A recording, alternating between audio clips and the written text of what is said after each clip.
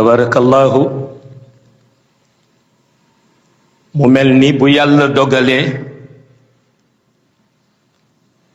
roox bi daal di installé wu nag ci organisme bi. Tabarakallahu, béni soit Allah dans sa grandeur et dans la subtilité de ses mystères. Lorsque l'âme vient à s'établir dans l'organisme, ce n'est pas un simple phénomène biologique. C'est un acte voulu, permis et agréé par Allah.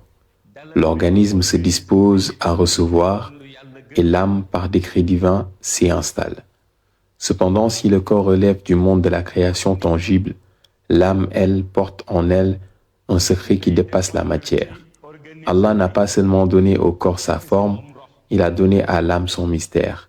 Elle n'est pas une simple énergie ni un principe vital mesurable, elle procède d'un ordre supérieur, invisible, insondable. C'est dans ce sens qu'Allah dit « Qul ir-ruhu min amri rabbi wa ma utitum min al-ilmi illa qalila » Dit « L'esprit relève de l'ordre de mon Seigneur et vous n'avez reçu que peu de science. » Réduire l'âme à la seule essence qui anime l'organisme humain serait une incompréhension incomplète. Ce serait enfermer un mystère vaste dans une définition trop étroite. Car il convient de prêter attention à deux réalités distinctes mais liées. La première est l'organisme humain lui-même. Le corps possède sa fonction propre. La seconde réalité est l'âme qui a rejoint ce corps. Elle aussi a une fonction.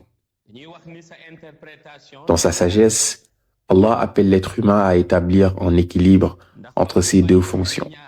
Cet équilibre n'est pas une simple modération extérieure, mais une harmonisation intérieure. Il s'agit de faire en sorte que les actes du corps soient éclairés par la lumière de l'âme et que l'aspiration de l'âme s'exprime à travers les actes justes du corps. C'est pourquoi on enseigne que le véritable travail concerne à la fois l'âme et le nafs. Si nous abordons ce qu'il y a de plus essentiel, le travail de l'âme dans l'organisme humain, nous pouvons le comprendre à travers une image simple. Lorsque l'on reçoit un invité, on ne le laisse pas étranger au lieu.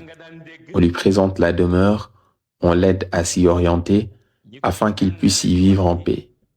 De même, l'organisme de l'être humain est la demeure qui reçoit l'âme comme un hôte. Le corps est le lieu d'accueil. L'âme est celui qui vient y séjourner. Mais pour que la paix s'installe, une familiarisation est nécessaire. L'âme doit s'adapter à l'organisme et l'organisme doit apprendre à reconnaître la présence de l'âme. Toutefois, l'âme ne vient pas vide. Elle apporte avec elle ses habitudes propres. Or, ces habitudes ne sont pas comparables à celles que nous acquérons ici-bas. Sur Terre, les habitudes se forment par imitation, par apprentissage ou par influence. Elles sont le fruit de l'environnement. Quant à l'âme, ses habitudes lui ont été données par Allah depuis son cadre lumineux, son état nourani. Elles ne sont pas acquises. Elles sont originelles, inscrites en elle par le décret divin. Allah a confié à l'âme 3 dispositions originelles, 3 habitudes fondamentales, et il les a voilées symboliquement à travers 3 signes issus de son mystère. La première est contenue dans le alif, la deuxième dans le lam et la troisième dans le mim, formant ainsi alif lam mim. Lorsque l'âme adopte pleinement ses habitudes dans le corps et lorsque l'organisme accepte cette orientation, alors s'établit une harmonie. Cette harmonie ouvre à la compréhension de la suite du verset. Zalikal kitabu la rayba fihi hudan lil muttaqin. Voilà le livre au sujet duquel il n'y a aucun doute. C'est un guide pour les pieux, ceux qui croient à l'invisible. Lorsque le Créateur dit Allazina yu'minuna bil ghaib, ceux qui croient à l'invisible, puis il ajoute wa yuqimuna as-salata wa mimma razaqnahum yunfiqun, ils accomplissent la prière et dépensent de ce que nous leur avons attribué. Ainsi, la première habitude, voilée dans le secret de Alif, devient opérante dès que l'âme entre dans l'organisme, jusqu'au moment où l'organisme dans lequel l'âme a été déposée vient au monde. Et si je précise en parlant de l'organisme dont l'âme est venue au monde, C'est pour distinguer les deux réalités. L'âme est déjà présente dans l'organisme avant la naissance visible, bien qu'elle ne soit pas encore manifestée dans le monde terrestre. Cette distinction, je l'ai d'ailleurs expliquée lors des enseignements du Ramadan passé. C'est pourquoi l'on enseigne qu'avant que les habitudes originelles de l'âme ne se manifestent, il faut d'abord que l'organisme vienne au monde. Ensuite, commence un long processus. Des mois s'écoulent, puis des années jusqu'à approcher un seuil particulier. Environ 40 jours avant que l'enfant n'atteigne l'âge de 7 ans.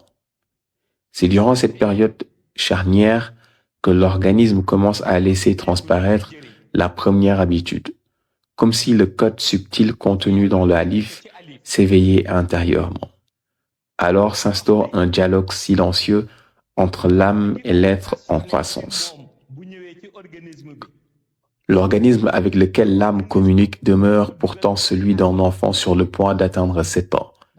Et l'âme semble lui dire, en des termes plus explicites, « Allah m'a accordé de vivre dans la lumière. Elle m'a introduite dans ton monde et m'a confié la mission de préserver cette clarté. Ne l'altère pas, ne l'assombris pas.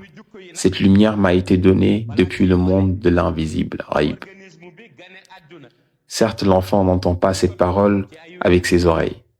Pourtant, l'âme la lui adresse malgré tout, car telle est sa disposition originelle.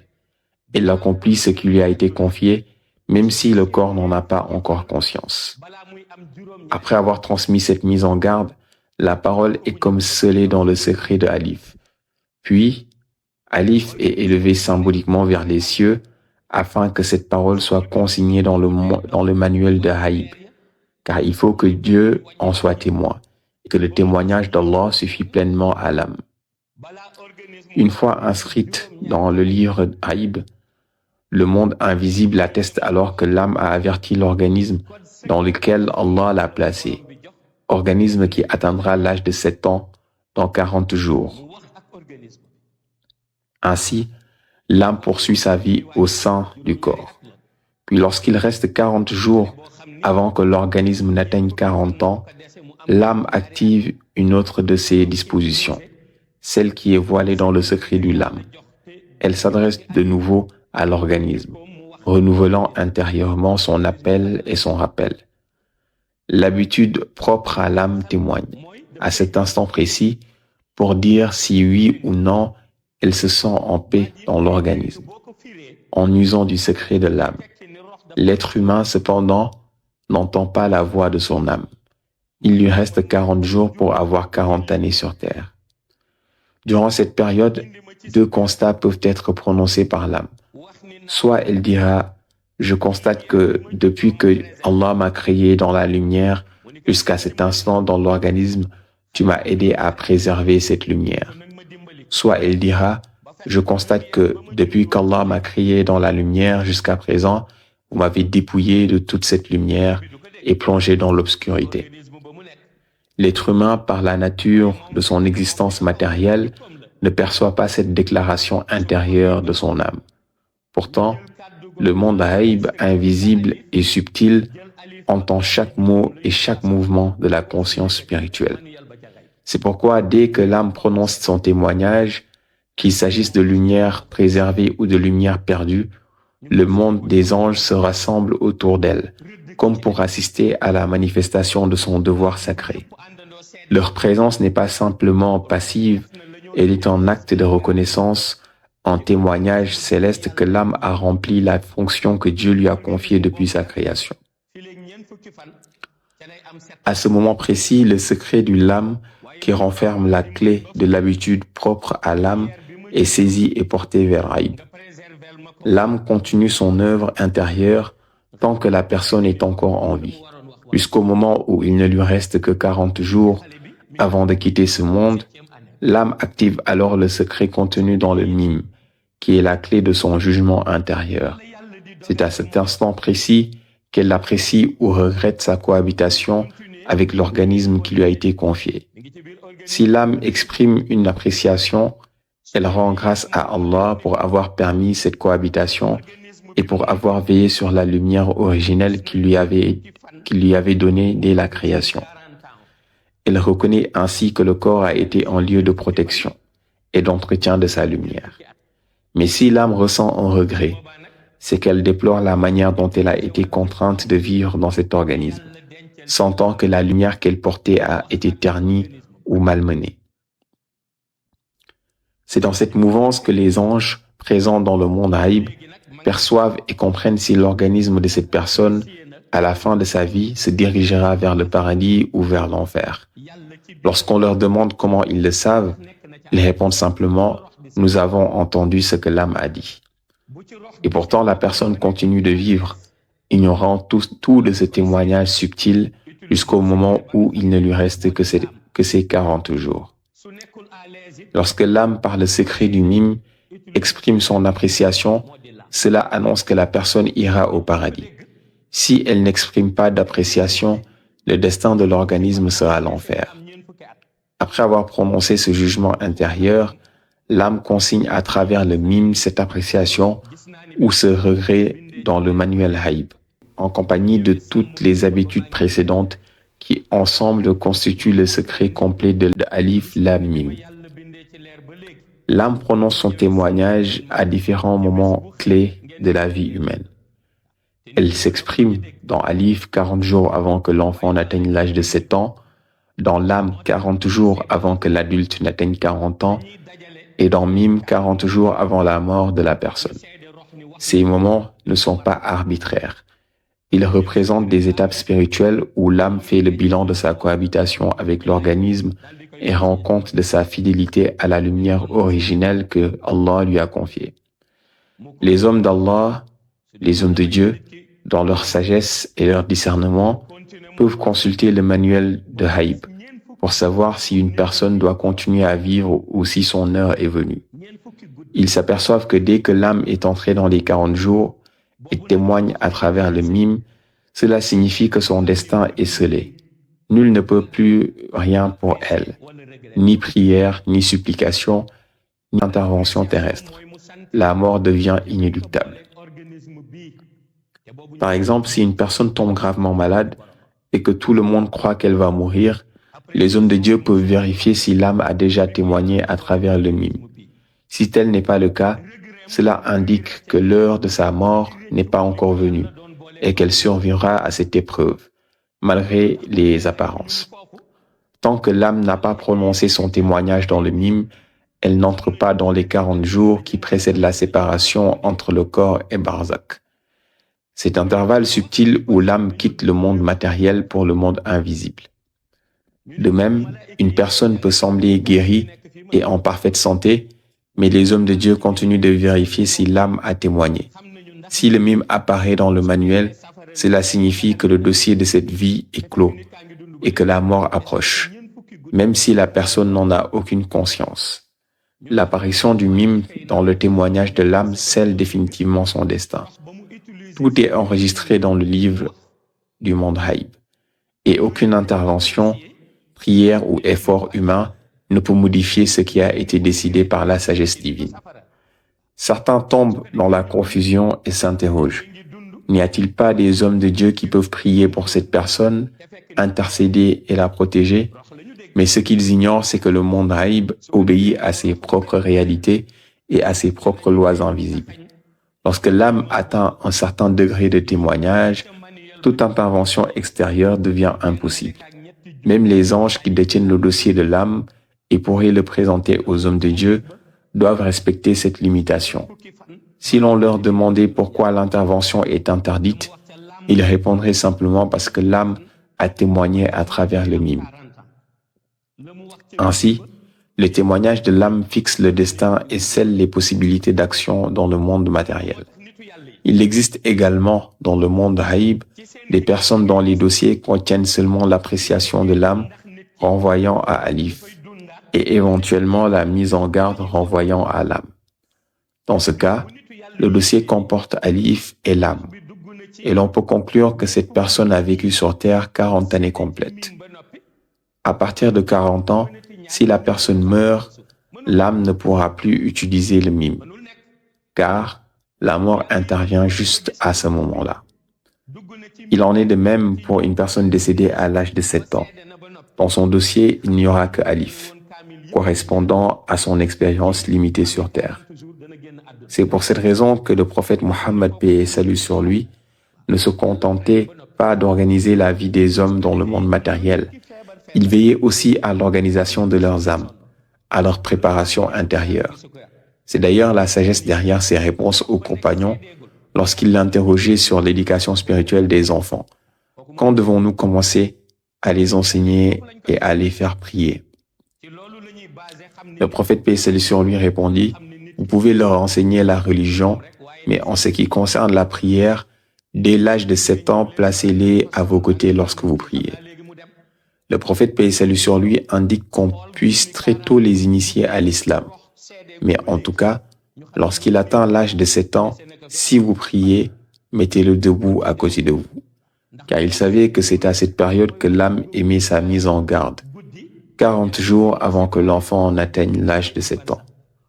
On alla jusqu'à lui demander à propos des petits garçons et filles qui dorment ensemble pour un parent qui n'a qu'un seul lit. Le prophète paix et salut sur lui déclara que ce qui a indiqué, c'est de les séparer dès l'instant qu'ils ont 7 ans. Mais si vous n'avez pas le choix, si vous couchez le garçon dans une direction comme l'Est, couchez la fille dans l'autre sens, à l'Ouest. On s'interrogea de savoir pourquoi le prophète paix et salut sur lui a choisi les 7 ans, alors qu'en réalité le prophète paix et salut sur lui ne s'est pas uniquement limité à organiser leur vie sur le plan de la shahada en mentionnant l'âge, car en effet, un enfant peut avoir 7 ans et être confondu avec un enfant de 3 ans, dû à sa petite taille. Idem pour un enfant précoce de 7 ans, ayant l'apparence d'un enfant de 10 ans.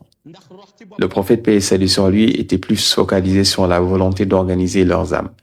Et sachant que pour organiser leurs âmes, il devait forcément considérer cette mise en garde.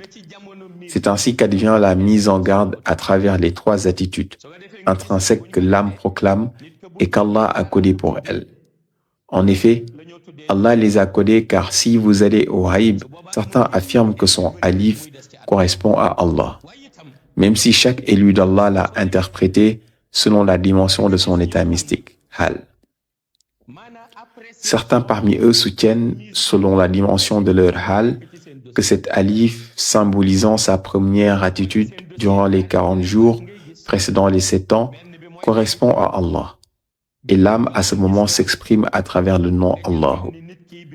Certains parmi eux soutiennent aussi que lorsqu'adviennent les 40 jours précédant l'âge de 40 ans, son âme témoigne via le nom divin Latif. D'autres affirment que lorsqu'il reste à la personne 40 jours avant sa mort, son mime à travers lequel elle témoigne correspond à Malik. Il y en a qui l'ont interprété ainsi. Cependant, les élus d'Allah qui disposent du dossier Haïb ont permis à tout un chacun de pouvoir l'interpréter selon son hal. Ils n'ont pas généralisé pour confirmer officiellement que c'est ainsi. Ils ont laissé le libre choix à tous les élus. La majorité a affirmé que concernant Alif, des 40 jours avant l'âge de 7 ans, l'âme s'est exprimée à travers le nom divin Allah, auquel il fait référence. Les autres soutiennent que lorsque la personne s'apprête à avoir 40 ans, le nom à travers lequel l'âme s'exprime et qu'Allah subhanahu wa ta'ala a codé avec l'âme, c'est le Latif. Les autres affirment que lorsqu'il reste 40 jours à l'âme avant que l'être humain ne meure, le nom divin à travers lequel elle s'exprime avec le code mime, c'est Malik. Pour cette dernière catégorie maintenant, tous les élus d'Allah sont d'accord avec eux. Ils confirment que c'est la raison pour laquelle dans la Fatihatul Kitab, Allah subhanahu wa ta'ala emploie le terme Maliki Yawmiddin, le maître du jour du jugement dernier, afin de montrer que s'il doit y avoir un maître au jugement dernier, ce sera lui, l'unique maître suprême de ce jour de procès. C'est pour cela que lorsqu'ils en ont fini avec l'interprétation du mime, tous les élus sont tombés unanimement d'accord sur le fait que le mime correspond à Malik. Et ils ont raison. Cependant, concernant le lam, que certains ont désigné comme étant Latif, de même que Alif, interprété comme étant Allahu, le Qutb Zaman informe que chacun puisse le juger selon son hal, raison pour laquelle on ne l'a pas codé. Cependant, Arrivé sur le mime, tout le monde s'est mis d'accord évoquant le verset Maliki Yawmiddin. Ainsi, on voit que c'est dans ces 3 séquences à travers lesquelles l'âme s'exprime que repose le jugement futur d'Allah sur l'organisme de l'être humain. À cause de ceci, lorsque vous allez auprès du prophète Ibrahim alayhi salam à Barzakh, en observant la tablette de lumière qu'il détient pour tous les noms des enfants qui y sont inscrits lorsqu'il décédait, aucun d'entre eux n'avait atteint l'âge de 7 ans. En effet, c'est lui qui est en charge de tout ce qui touche aux enfants au Barzakh. Si vous avez une interrogation concernant les enfants des musulmans, c'est le prophète Ibrahim alayhi salam que vous allez rencontrer.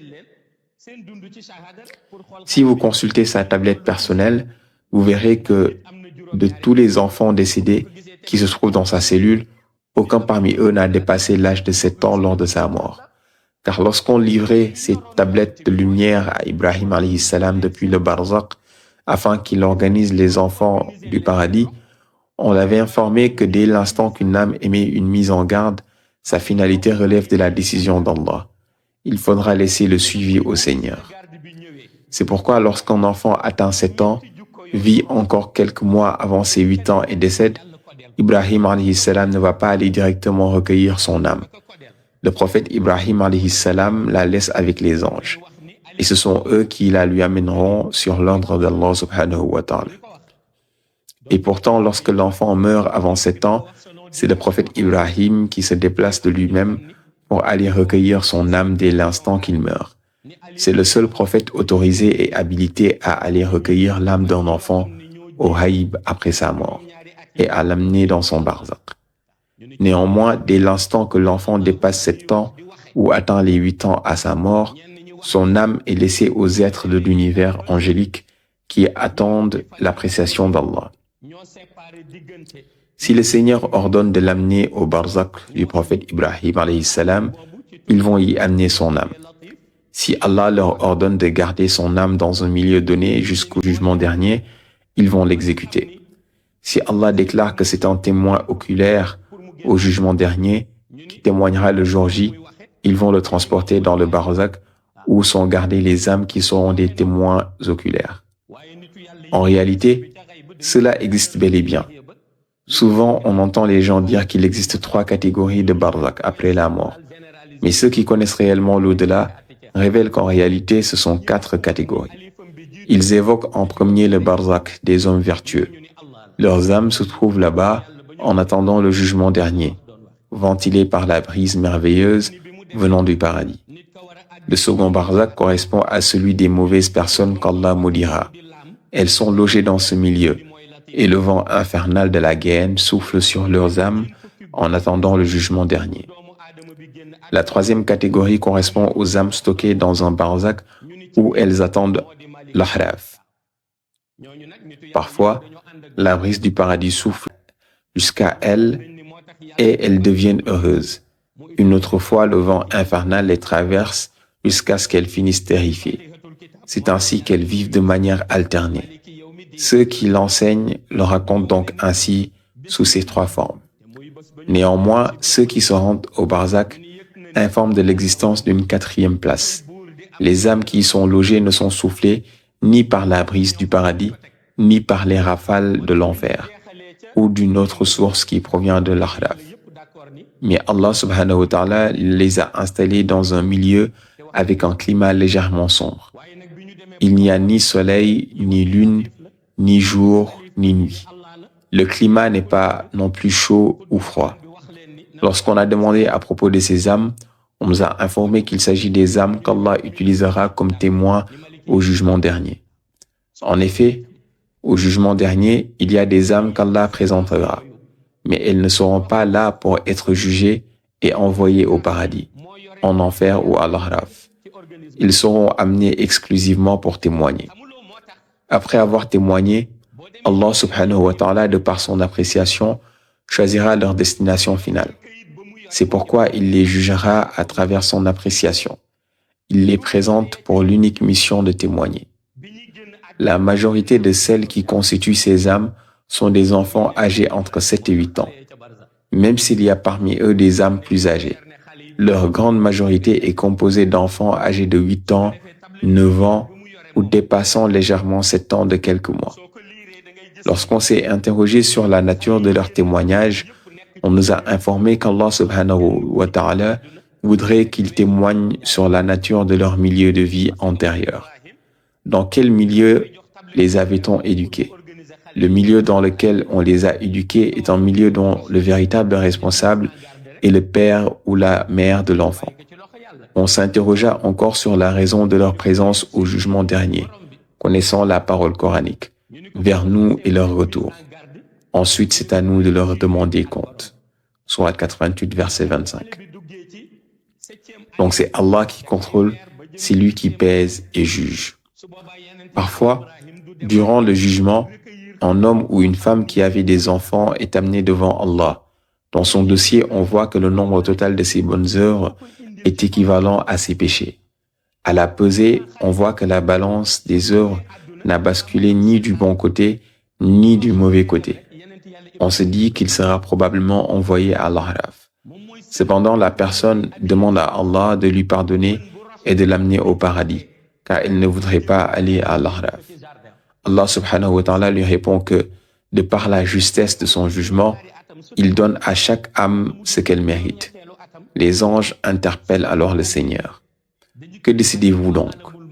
Allah subhanahu wa ta'ala leur ordonne d'amener un parmi ses enfants qui est un témoin oculaire. Lorsqu'on amène son enfant décédé à l'âge de 8 ans par exemple, c'est à ce dernier qu'Allah confiera la parole finale concernant le sort de son parent. Chez l'enfant également, Allah subhanahu wa ta'ala remémore le type d'éducation qu'il avait reçu de ses parents avant de décéder. Si avant de mourir, le constat qu'il avait dans son esprit est que son père ne l'a pas éduqué dans l'islam, son appréciation sera qu'on l'amène donc à l'Araf, comme toutes ses œuvres sont égales. Si par contre son père lui a enseigné le Coran, l'a éduqué dans la religion et faisait dans son mieux, Allah subhanahu wa ta'ala inspirera une réponse positive dans son esprit et il dira « Allah pardonne à mon père et fais-le entrer au paradis ». C'est à ce moment qu'Allah proclamera l'ordre final informant les êtres angéliques d'amener le concerné à l'Araf ou au paradis. L'âme centralise donc tout ceci comme essence dans sa relation avec l'organisme de l'être humain. Reste maintenant à aborder la vie de l'être humain par rapport à l'âme, après que cette dernière a procédé au premier témoignage à 7 ans, lorsqu'il s'apprête à commencer à adorer Allah. On se demande alors, qu'est-ce qui fortifie réellement la volonté de l'être humain jusqu'à ce qu'elle atteigne le deuxième témoignage à l'âge de 40 ans? C'est la question à laquelle on va revenir demain durant notre prochaine leçon, par la bénédiction du prophète paix et salut sur lui. Assalamu alaikum wa rahmatullahi ta'ala wa barakatuh. Assalamu alaikum wa rahmatullahi ta'ala wa barakatuh.